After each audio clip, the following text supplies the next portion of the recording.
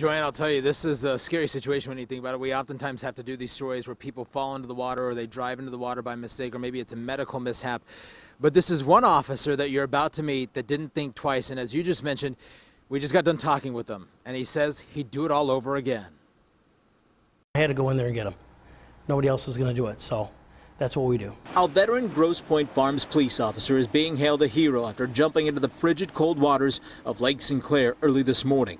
Officer Jeff McQueen says he and several other officers got the call around 8:30 that someone may have gotten into the water near Moran and Lakeshore in Grosse Pointe Farms. He was the first officer on scene.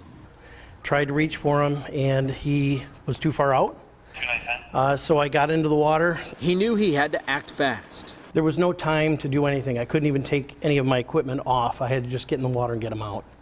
He was going under. The man wasn't responding to him when he asked for the man's hand. Officer McQueen, a veteran and a father to 3 boys, didn't care about his gun, taser, body cam, or radio. No, I didn't think about myself at the time. I thought about getting him out of the water. Then 2 other officers helped McQueen get the man out. Hung onto a piece of rebar while everyone else came to help me get him out of the water and then help me out. So without the help of my other officers, Brzezinski and Colombo, I wouldn't have been able to do it. After a quick shower and warming up, he's back on the streets patrolling. That's what we do.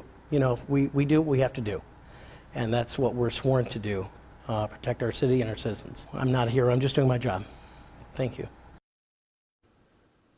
So humble. I'm not a hero, I'm just doing my job. And he did thank us for that question.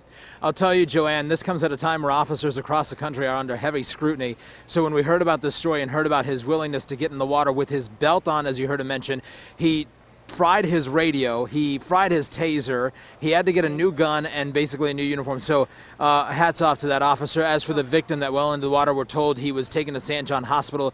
He is expected to be okay. We're live this noon in Grosse Pointe Farms. I'm Neba Shafee, 7 Action News. Joanne?